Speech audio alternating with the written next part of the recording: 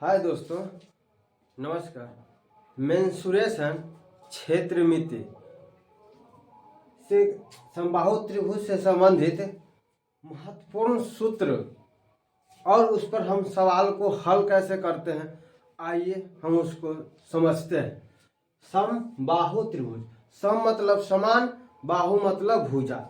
जिस त्रिभुज का सभी भुजा समान हो उसे हम समबाहु त्रिभुज कहते हैं।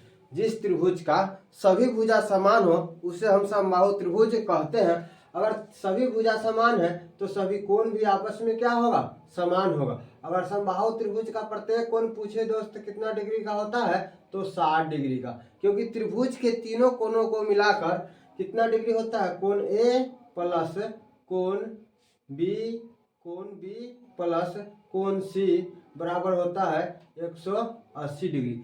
त्रिभुज के तीनों कोणों का मान 180 डिग्री होता है। तो समबाहु त्रिभुज, जिस त्रिभुज का सभी भुजा आपस में बराबर हो उसे हम समबाहु त्रिभुज कहते हैं। और सभी भुजा बराबर हो गया तो दोस्त सभी कोण भी बराबर होगा, तो प्रत्येक कोण 60 डिग्री का हो जाएगा। जिस त्रिभुज के तीनों भुजा बराबर हो उसे हम समबाहु त्रिभुज कहते हैं। समबाहु त्रिभुज की प्रत्येक भुजा यानी कि ए बी, भुजा बी सी और भुजा ए सी की लंबाई दिया है ए इकाई। सभी भुजा बराबर है। अगर एक भुजा की लंबाई ए है तो तीनों भुजा की लंबाई ए हो जाएगा। अब कहेगा समबाहु त्रिभुज का परिमाप। समबाहु त्रिभुज का अगर किसी भी चीज का हमें परिमाप निकालना होता है दोस्तों, तो उसके सभी लंबाइयों को हम जोड़ देते हैं, वही मेरा क्या होता है, परिमाप। तो यहाँ समबाहु त्रिभुज का परिमाप पूछ रहा है तो तीनों भुजा को लंबाई को हम जोड़ देंगे, वही मेरा क्या हो जाएगा, परिमाप। तो समबाहु त्रिभुज का परिमाप निकालना है तो तीनों भुजा का लंबाई ए है, तो ए प्लस ए इसको हम लिख सकते हैं 3a, या इसको हम लिख सकते हैं 3 गुने भुजा, यानी कि ये भुजा है। अब हमें समबाहु त्रिभुज का क्षेत्रफल निकालना हो, समबाहु त्रिभुज का क्षेत्रफल निकालना हो तो कैसे निकालेंगे, उसके लिए सूत्र है √3/4 गुने भुजा स्क्वायर। √3/4 गुने भुजा स्क्वायर, ये समबाहु त्रिभुज का क्षेत्रफल निकालने का सूत्र है। इसी को बोल सकते हैं √3/4 गुने भुजा स्क्वायर, √3/4 गुने भुजा स्क्वायर। समबाहु त्रिभुज का शीर्ष लंब, जो शीर्ष यानी कि ऊपर से खींचा गया है बीसी पर खींचा गया, उस शीर्ष लंब की लंबाई, इसकी एच की लंबाई निकालना होगा। समबाहु त्रिभुज का शीर्ष लंब की लंबाई निकालना होगा, उसके लिए हम सूत्र लगाएंगे √3/2 गुने भुजा या √3/2a। इसके लिए हम सूत्र क्या लगाएंगे, शीर्ष लंब की अगर हमें लंबाई निकालना होगा तो √3/2 गुने भुजा। समबाहु त्रिभुज के बाह्य त्रिज्या, समबाहु त्रिभुज के बाहर से कोई वृत्त हो, समबाहु त्रिभुज के बाहर से कोई वृत्त हो तब हमें बाह्य त्रिज्या की लंबाई निकालना होगा, उस वृत्त की बाह्य त्रिज्या की लंबाई निकालना होगा। तो उसके लिए हम फॉर्मूला लगाते हैं a/√3। समबाहु त्रिभुज के बाह्य त्रिज्या की लंबाई अगर निकालना हो, समबाहु त्रिभुज की बाह्य त्रिज्या की लंबाई निकालना होगा तो हम लगाएंगे सूत्र a/√3 या भुजा/√3।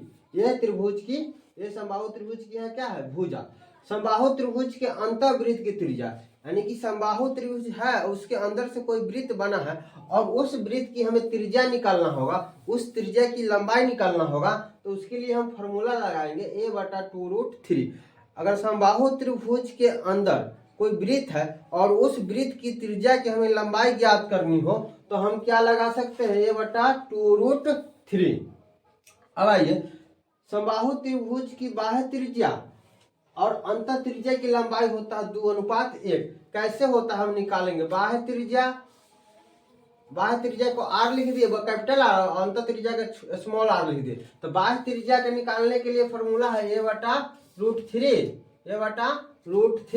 और अंतः त्रिज्या, अंतः वृत्त की त्रिज्या निकालना होगा। समबाहु त्रिभुज के अंतः वृत्त यानी कि अंदर वाला वृत्त का त्रिज्या की लंबाई निकालना होगा, तो उसके लिए फॉर्मूला होता है a/2√3। अब ये क्या है, अनुपात में है, ये अनुपात में है तो नीचे वाला से कट जाएगा, √3 से √3 कट जाएगा, ए से ए कट जाएगा, तो ऊपर में 1 बच गया, यानी कि 1/1 अनुपात 2, 1/2 हो जाएगा, 1/2। इसको हमको लिखना होगा r अनुपात r में तिरछा गुना हो जाएगा 2:1।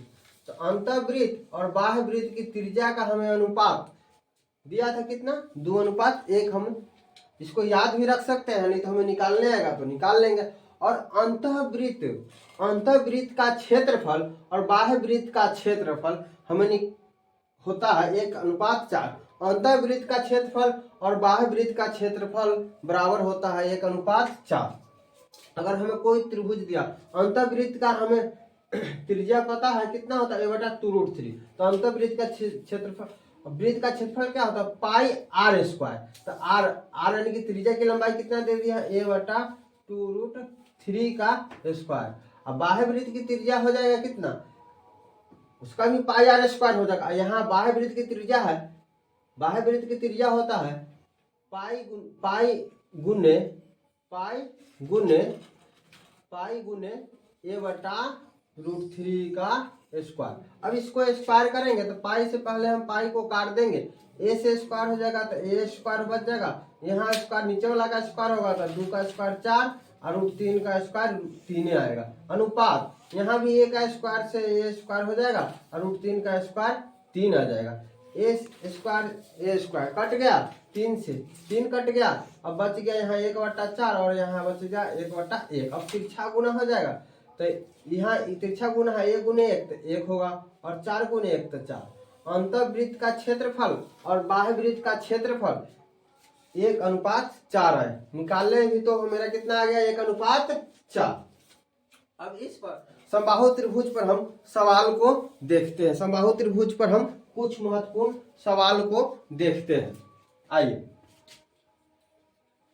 मान लिए कोई समबाहु त्रिभुज हमें दिया है। समबाहु त्रिभुज की क्या होती है, सभी भुजा आपस में बराबर होता है।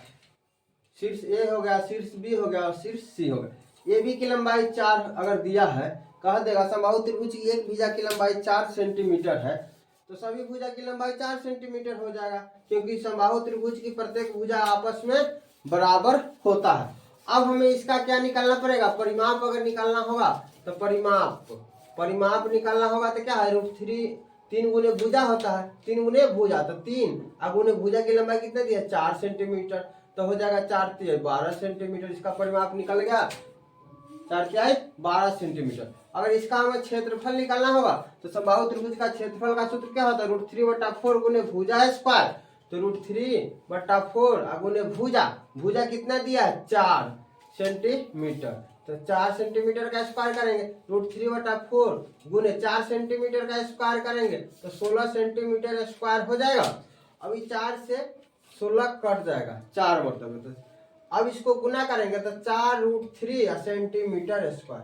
क्षेत्रफल हमेशा मीटर स्क्वायर या अगर भुजा मीटर में दिया है तो मीटर स्क्वायर में आएगा, अगर भुजा सेंटीमीटर में दिया है तो क्षेत्रफल सेंटीमीटर स्क्वायर में आएगा।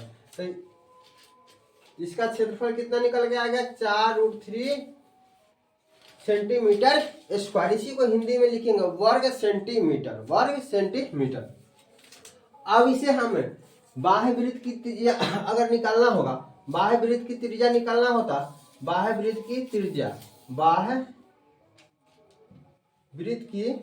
त्रिज्या यानी कि कैपिटल R, तो a/√3 होता है, लगा देते, ए कितना दिया है भुजा, 4 दिया, √3 इतना हो गया, 4/√3। अगर नीचे रूट को नहीं रखना है तो परिमीकरण करेंगे, 4√3/√3 से ऊपर नीचे में क्या हो जाएगा, गुना, तो ऊपर में हो जाएगा 4√3/√3 गुने √3 हो जाएगा तो 4√3/3 सेंटीमीटर। इसकी क्या हो गया, बाह्य वृत्त की त्रिज्या की लंबाई। अब हमें अंतःवृत्त की त्रिज्या, इसी त्रिभुज में हमें अंतःवृत्त की त्रिज्या निकालना होता था, अंतःवृत्त की त्रिज्या यानी कि छोटी r निकालना होता तो a/2√3 होता है इसका सूत्र। तो a की लंबाई, भुजा की लंबाई दिया है 4 और यहाँ 2 और गुने √3 है नीचे, तो 2 से 2 कट जाएगा, 2 से 4 2 मरतबे कट जाएगा, तो 2/√3 हो गया। अंतःवृत्त की त्रिज्या हमें कितना निकल के आएगा, 2/√3। अभी हम देखें समबाहु त्रिभुज की, अगर एक सभी भुजा आपस में बराबर होता है समबाहु त्रिभुज का परिमाप √3 गुने भुजा होता है। समबाहु त्रिभुज का क्षेत्रफल √3/4 गुने भुजा स्क्वायर होता है। समबाहु त्रिभुज की शीर्ष लंब की लंबाई, अगर हमें इस शीर्ष लंब की लंबाई निकालना होगा तो हम कैसे निकालेंगे? समबाहु त्रिभुज की शीर्ष लंब की लंबाई होता है, समबाहु त्रिभुज का शीर्ष लंब की लंबाई √3/2a, √3/2a शीर्ष लंब की लंबाई निकालना होगा, शीर्ष लंब की लंबाई निकालना होगा तो √3/2a होता है, √3/2a होता है। तो हमें शीर्ष लंब की लंबाई इसकी निकालना होगा तो √3/2 गुने a का मान है भुजा यानी कि 4 सेंटीमीटर दिया, 2 से कट जाएगा 4 2 मरतबे, तब इसको गुना करेंगे तो 2√3 सेंटीमीटर आ जाएगा। इसकी शीर्ष लंब की लंबाई आ जाएगा 2√3 सेंटीमीटर। हमें शीर्ष लंब भी निकालनी है। समबाहु त्रिभुज के बाहर वृत्त की त्रिज्या होता है a/√3, अंतःवृत्त की त्रिज्या होता है a/2√3। बाह्य वृत्त और अंतःवृत्त की त्रिज्या का अनुपात 2:1 होता है। अंतःवृत्त का क्षेत्रफल और बाह्य वृत्त का क्षेत्रफल का अनुपात 1:4 होता है। अब हम इसी में देखेंगे, अगर यहाँ एक समबाहु त्रिभुज हम बनाए हैं, समबाहु त्रिभुज के अंदर स्थित बिंदु से तीनों भुजाओं पर डाले गए लंब की लंबाई, क्या कह रहा है? समबाहु त्रिभुज के अंदर स्थित बिंदु से तीनों भुजाओं पर डाले गए लंब की लंबाई P1, P2 और P3 हो तो यहाँ एक समबाहु त्रिभुज बना है। यहाँ अंदर किसी बिंदु से भुजा, इसको मान लेते हैं A, B, C, तो भुजा BC पर बिंदु P से लंब डाला गया है। बिंदु समबाहु त्रिभुज के अंदर स्थित बिंदु से BC पर लंब डाला गया है, AC पर AB पर लंब डाला गया है और AC पर भी लंब डाला गया है। तो BC पर जो लंब डाला गया उसका दे दिए है P2 है, AB पर है तो P1 है और AC पर जो लंब डाला गया है वो P3 है। जब लंब डालेंगे तो 90 डिग्री का कोण बनेगा। अब हमें कह देगा समबाहु त्रिभुज के अंदर स्थित बिंदु से तीनों भुजाओं पर डाले गए लंब की लंबाई P1, P2, P3 अगर दे देगा और तब हमें पूछ देगा कि समबाहु त्रिभुज की भुजा की लंबाई क्या होगा, तो भुजा की लंबाई पूछ देगा। तीनों लंब की लंबाई दे देगा किसी बिंदु से डालकर, और हमें भुजा पूछेगा समबाहु त्रिभुज की भुजा क्या होगा, तो उसके लिए फॉर्मूला होता है 2/√3 into P1 plus P2 plus P3। क्या करना है? अगर समबाहु त्रिभुज के अंदर स्थित किसी बिंदु से तीनों भुजाओं पर अगर लंब डाला गया है और उस लंब की लंबाई दे दिया है, तब हमें भुजा की लंबाई ज्ञात करना होगा।